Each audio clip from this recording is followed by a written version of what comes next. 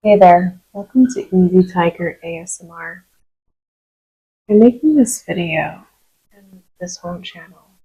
There's something I want to see more of. I'm not seeing a ton of at the moment, the ASMR. And that's very detailed descriptions of relatively mundane objects. Trigger for mine, and perhaps it is for you too. Let's go ahead and get started.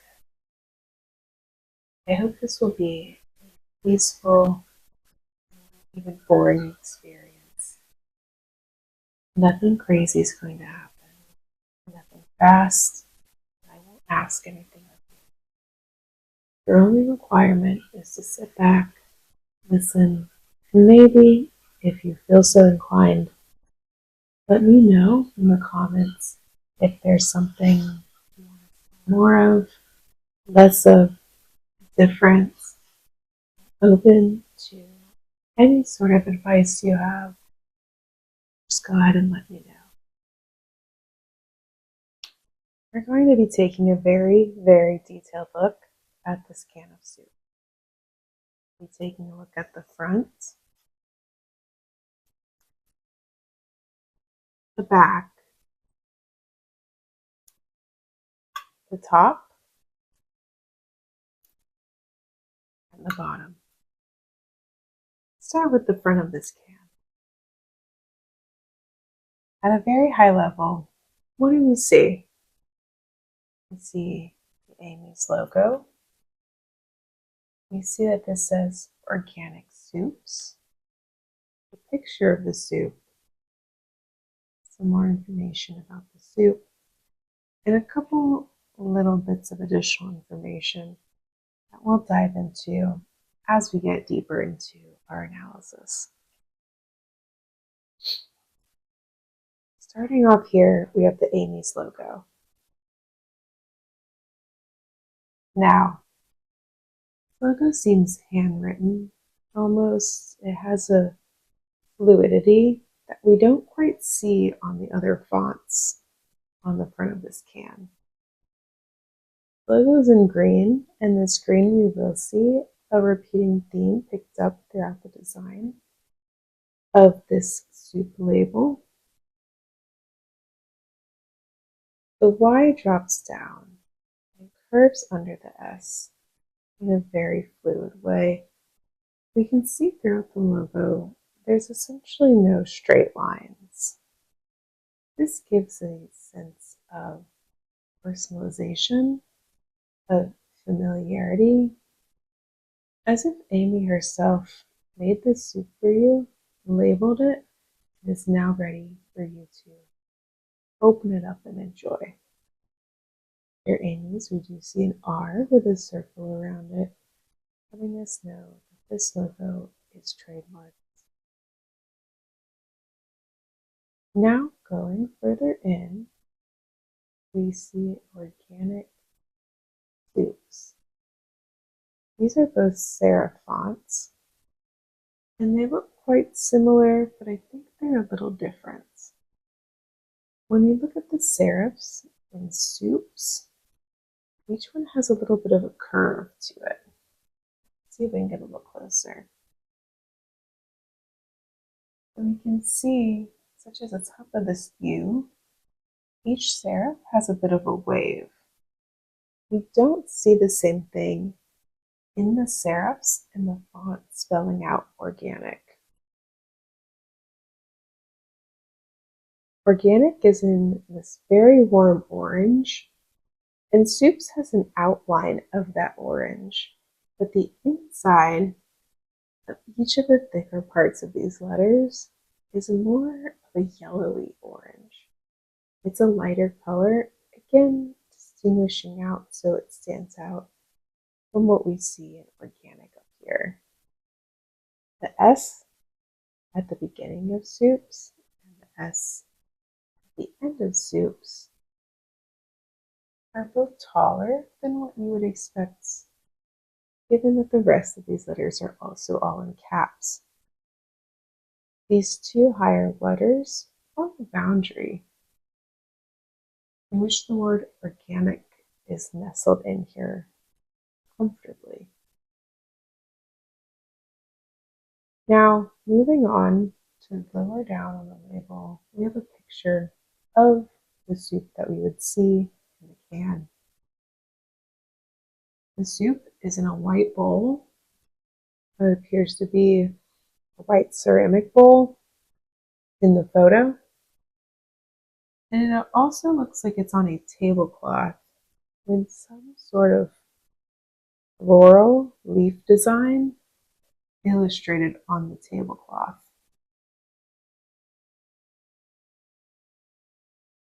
In this photo, we can see it says serving suggestion. Letting us know that there might be something in this image that's not included in the can. We may not have the same ceramic bowl. We also see this addition of garnish. Again, not something that's likely included in this can, but it is the way that they would suggest that you serve it.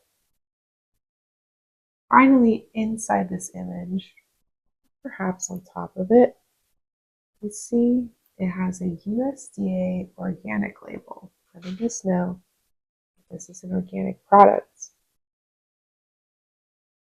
This label is white and green.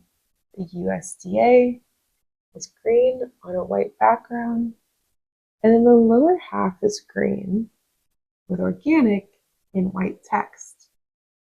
If you look very closely, we can also see that the half green in the bottom of the label has these lines across it to indicate that this is a field, giving this little icon even more of a sense of earthiness implied by its organic nature. Taking us back to the farm on which these vegetables were grown. I actually think this image is quite interesting because often when we see food on packaging, it's divorced from its original set and setting. You see crackers floating in the ether.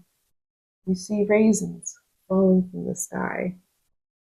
We don't often see something that looks as if it's sitting on a table in someone's home.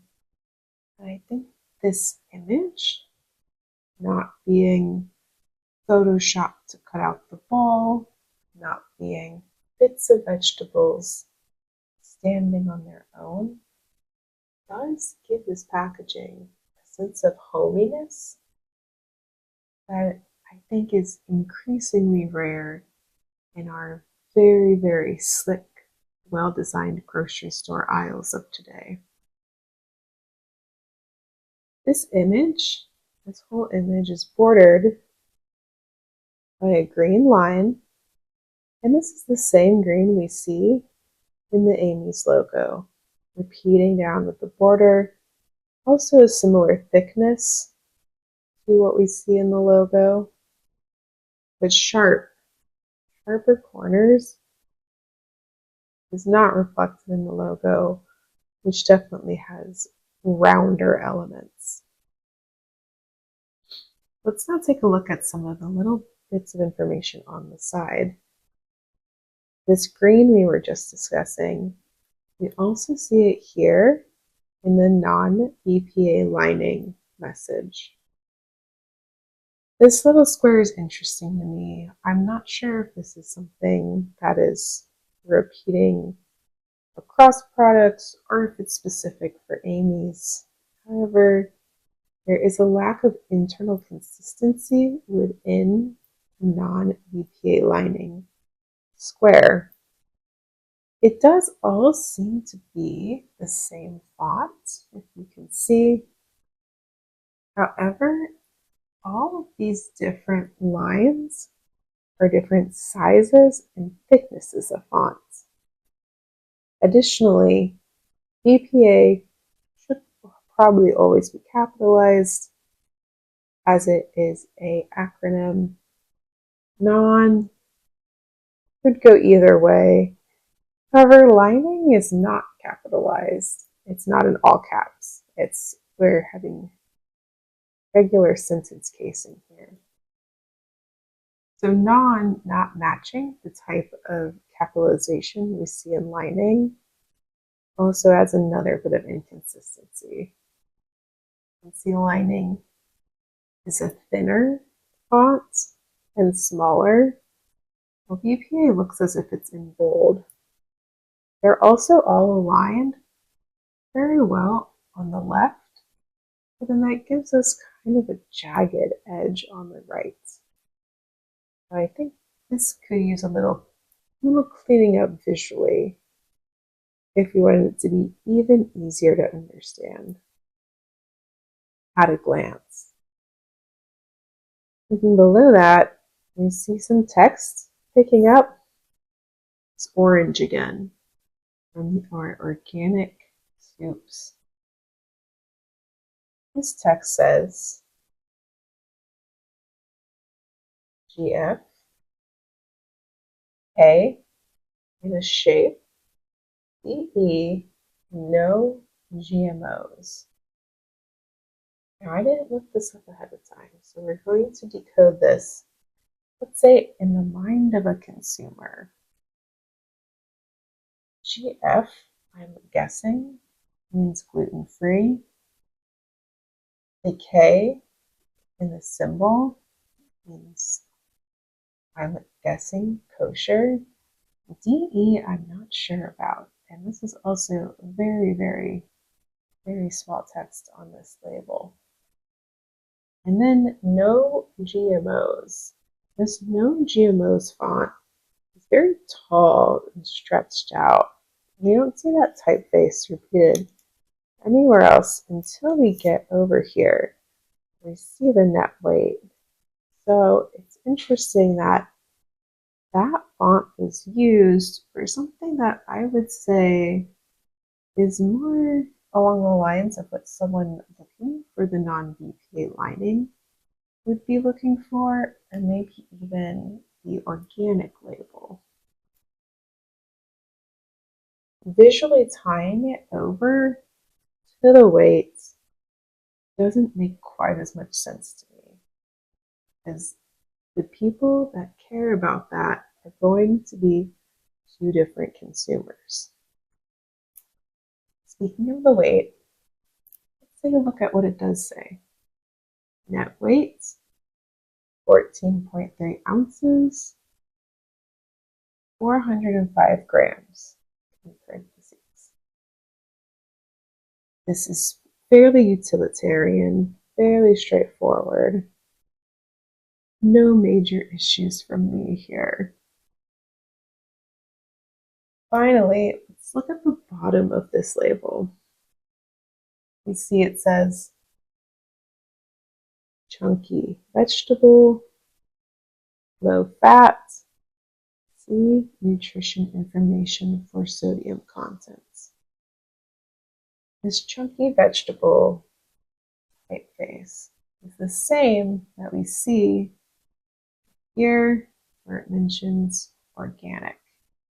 However, it does appear to be marginally taller, a larger font size than organic, which is an interesting inconsistency.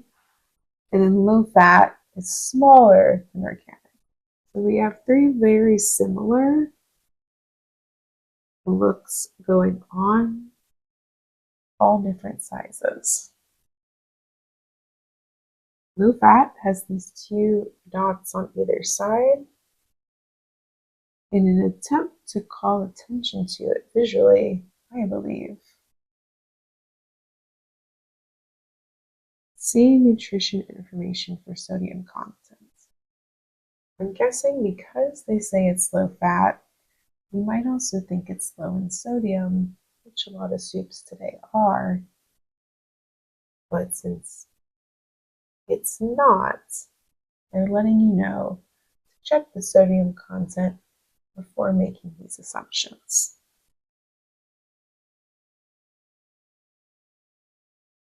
Now let's look at the back of the soup can. Most of our information is within this border that lets the background, paler background, stand out from the yellow on the rest of the label. This box is bordered by the same green border that we see around the edge of this photo on the front. On top of this border, there's a banner of sorts. It has pertinent information.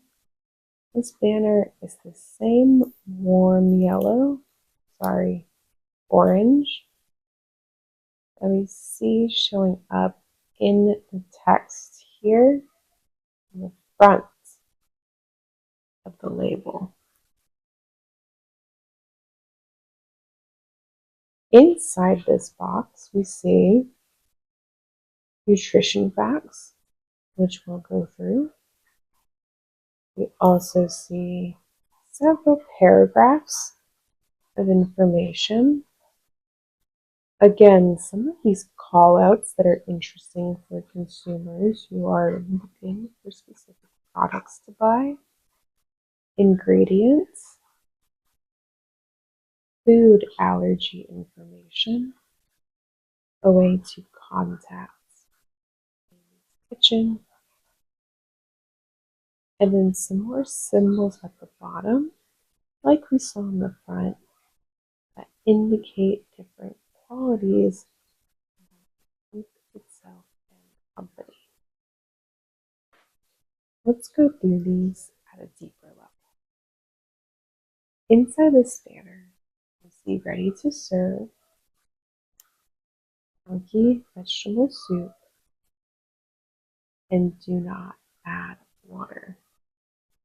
Do not add water and ready to serve are visually similar and on either side of the chunky vegetable soup text.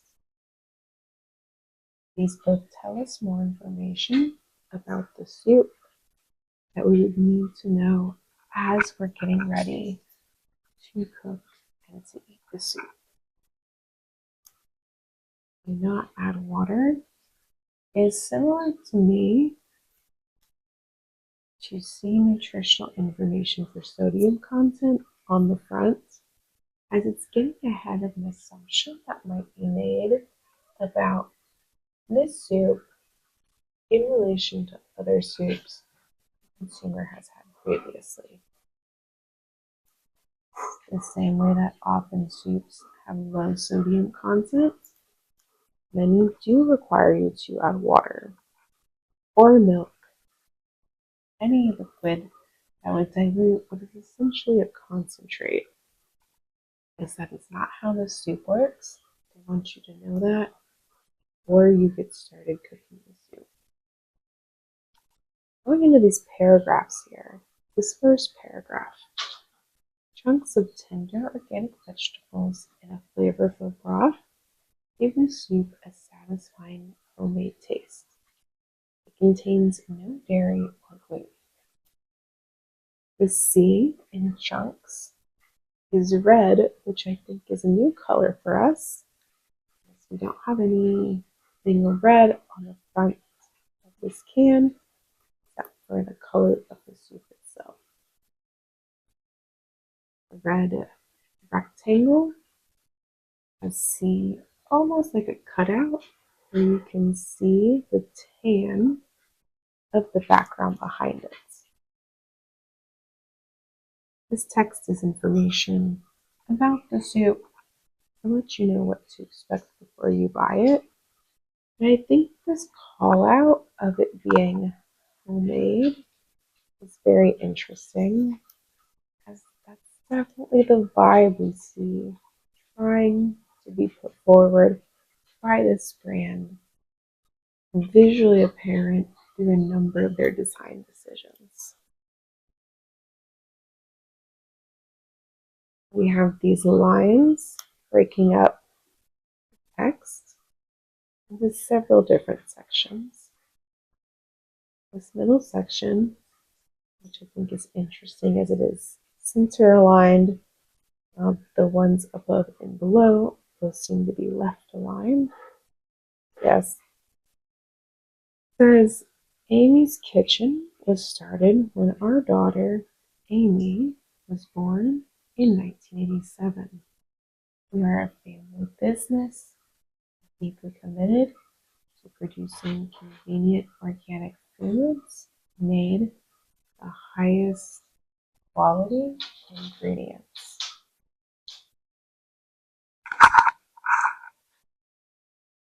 This is background information about the company that again drives the point home. Family business. Convenient organic foods, high quality, homemade, all are painting a picture of the brand, of how they want you to receive them, taste them before you even try the soup. The next section is directions. This is in bold, as well as the first bits of information. Shake before opening. Understandable. Ovens may vary. I don't typically think of ovens when it comes to soup. I'm curious if this is another way to think about stoves. Often stoves and ovens are the same appliance.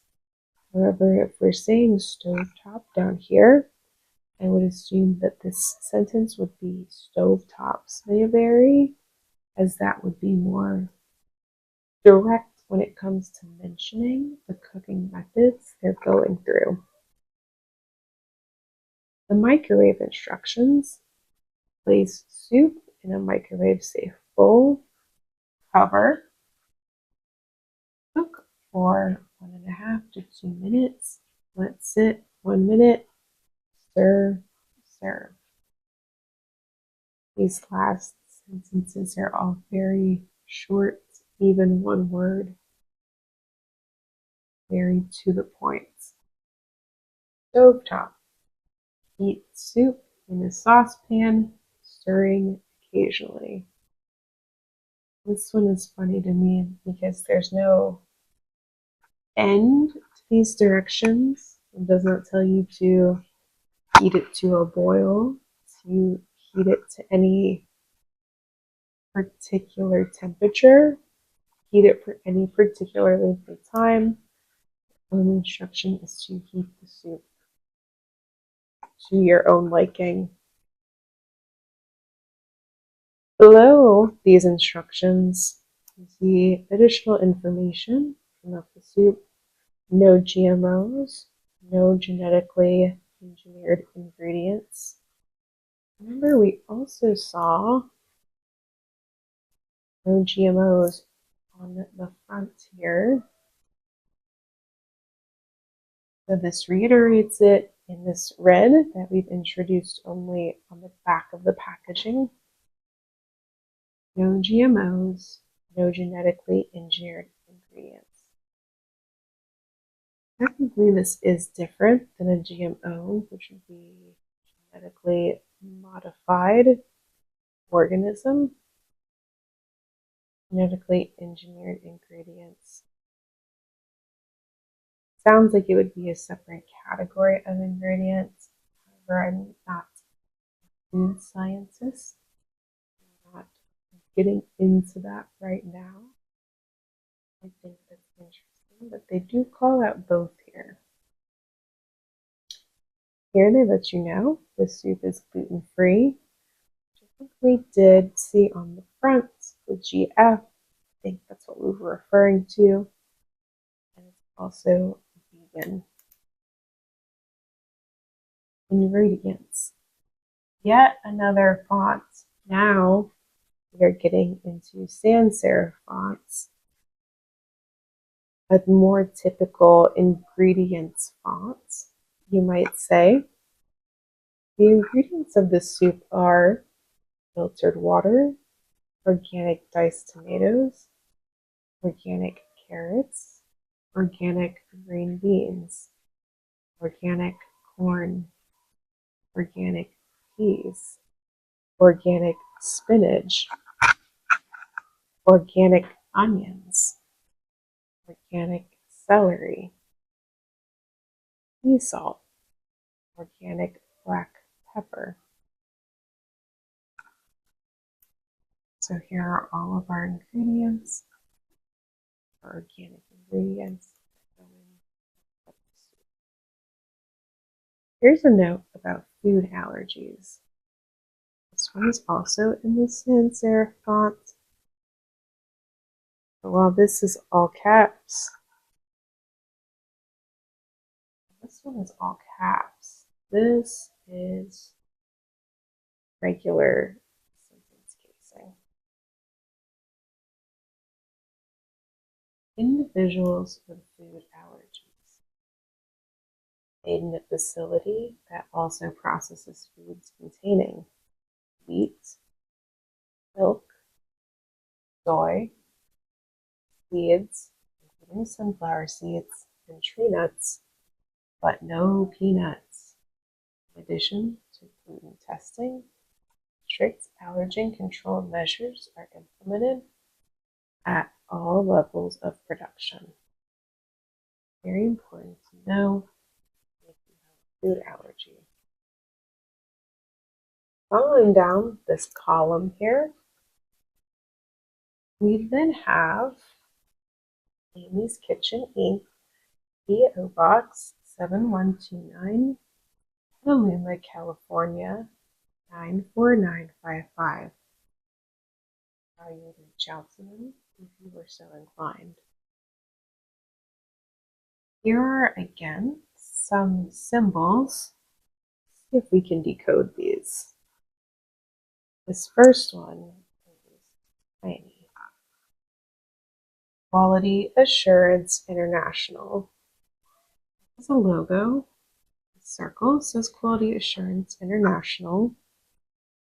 Is surrounding this other circle with lines through it, which gives an image of a globe. All of this is inside Q. Q for quality. This organization, Quality Assurance International, lets you know that this is certified organic. Certified organic is in a box, again calling it out. And then, if this was unclear on what exactly we're communicating, it is reiterated in this caption here, certified organic by QAI. This is all the same information letting you know this product is certified organic by this organization, QAI. Next, we have a V and a heart, symbol for vegan food and products. And again, the text is also helpful in case you don't know what these symbols mean. If you're someone that's looking for that V and a heart, you'll know, you'll pay attention. But to other people, it may be useful as well. Certified vegan, vegan.org. You go to find more information. All of this is in a circle. Next, we have our gluten-free symbol. This one is interesting because I'm not sure if I can tell on the camera. This circle is not a perfect circle. It has more of a hand-drawn quality to it.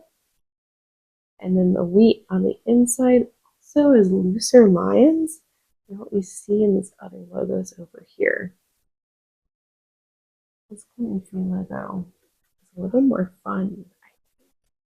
In this last symbol here, we have some info on how to recycle.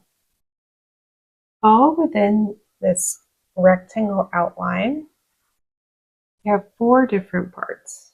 The first part Some recycling information. Rinse and insert lid. Know that once we have eaten the soup, I'm going to take this lid, put it inside the can, and then recycle the whole thing. Next we have the recycling logo, which is 3 arrows turning in on themselves in the form of a triangle. Below this, we see it says metal can, letting us know more about materials that are included in this container that will be recycled. It's interesting that can has a darker background and lighter text, while metal has dark text and a light background. They also state a URL that we could go to learn more about recycling, how to recycle.info, to see if there's anything else that we would need to know before recycling this can. Finally, over here, we have a barcode.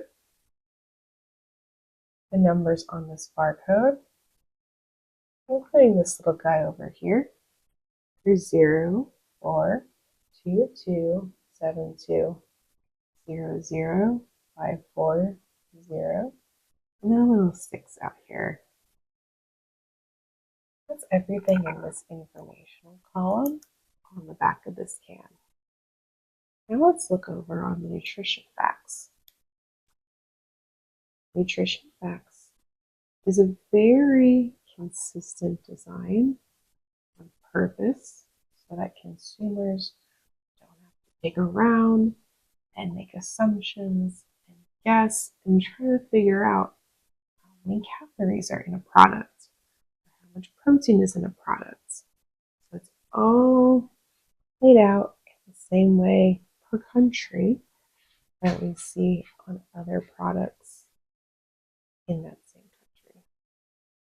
These are our American nutrition facts. This can of soup is 1 serving per container. A serving size is 1 can, 405 grams, which we see here as well, 405 grams. Calories per cup, 80 calories in 1 cup of soup. 1 can of soup, which is a true serving size, is 130 calories. Total fat, 1.5 grams, or 2% of your daily value. For the whole can, 2.5 grams, or 3% of your daily value. There's no saturated fat and no trans fat. Trans is in italics, letting you know different type of fat than saturated fat. Again, there's no cholesterol at all. And here we get to sodium. So as we saw on the front of this can, lots of soups are low sodium. Lots of canned products in general will advertise that they're low sodium. Think of like cans of beans you see. This one said, hey, why don't you take a look at the sodium before you make those assumptions, and with good reasons. 1 cup of soup has 720 milligrams, which is 31% of your daily value of sodium. You eat the whole can, which is the whole serving, that's 1,200 milligrams, which is over half of your daily sodium in just 1 can. So this is some salty soup. Depending on your diet, this could be good, this could be bad. It just really depends on what your specific needs are. It is good to be aware either way, if you're looking for sodium or not. That is a lot of sodium for 1 can.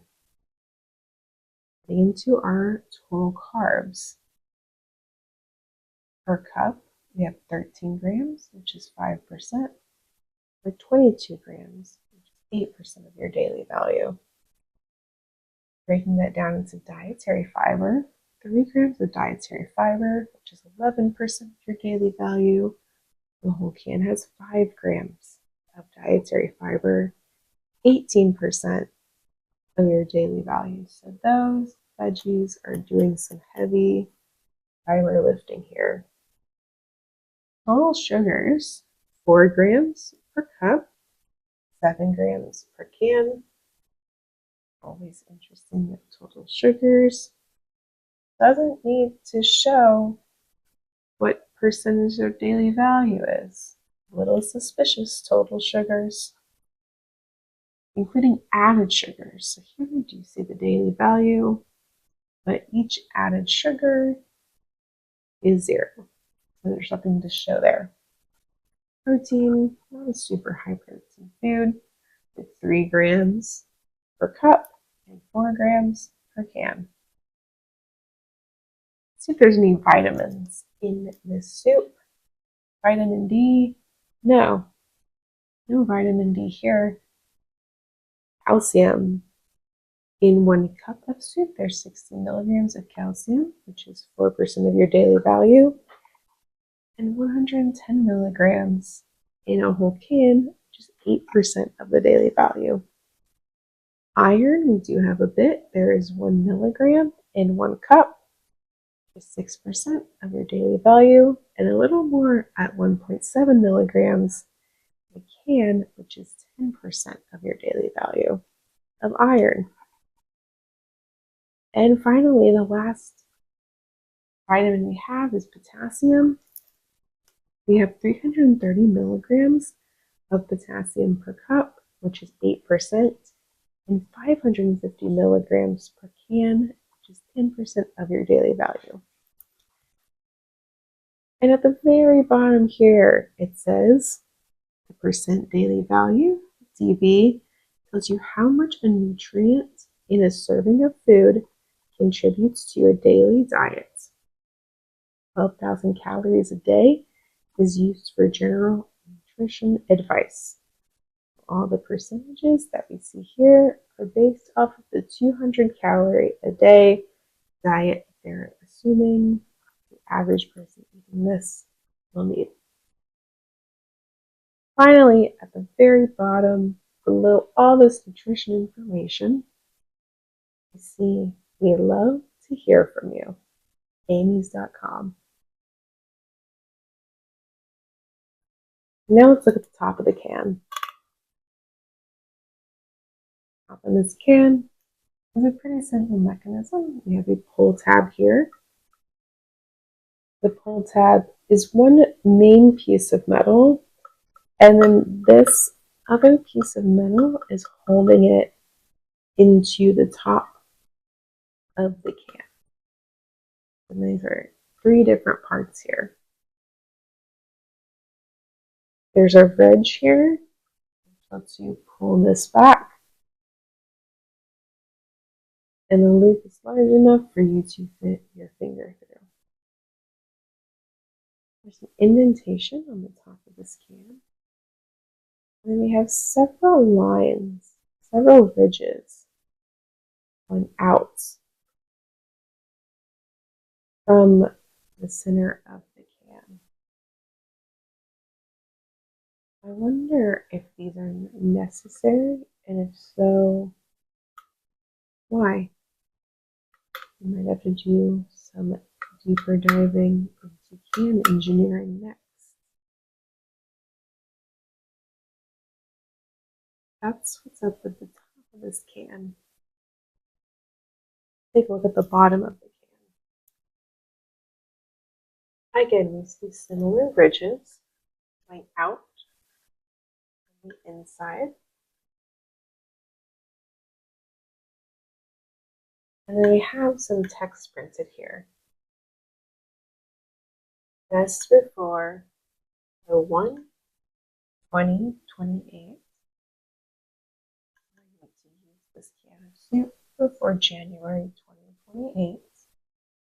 And I have the lot number lot 60A, 9, is that a 3?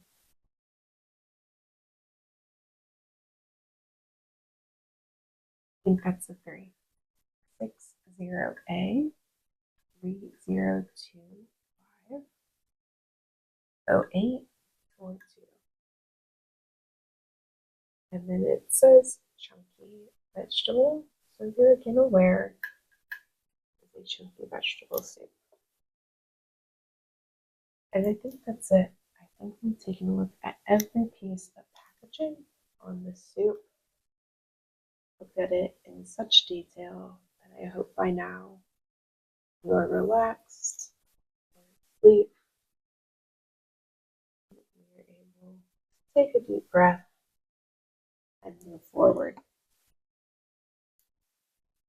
I think that looking at things in intense detail is really helpful when it comes to things like anxiety. To me, it's similar to paying attention to your senses. You're having a panic attack or a moment of anxiety. So, like when you're asked in a moment of stress, what are 5 things you can see, 4 things you can hear, 3 things you can touch, 2 things you can smell, and 1 thing you can taste? I think this is a similar exercise of paying attention to real things in the world around you, get you out of your head and grounded. The world around us is full of details that most people never think about and never notice. And looking at them gives you some insights you might not otherwise have. Found this video useful? Leave me any comments or feedback on what you'd like to see analyzed next. Thank you.